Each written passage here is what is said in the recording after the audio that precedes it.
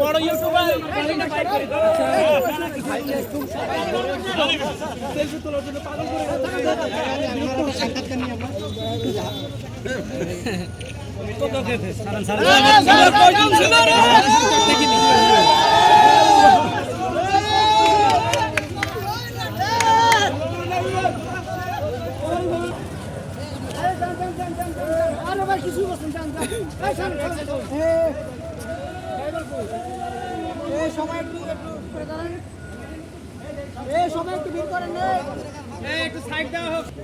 কাকে এক্সপেক্ট করছেন? আপনার মনের ইচ্ছাটা কি?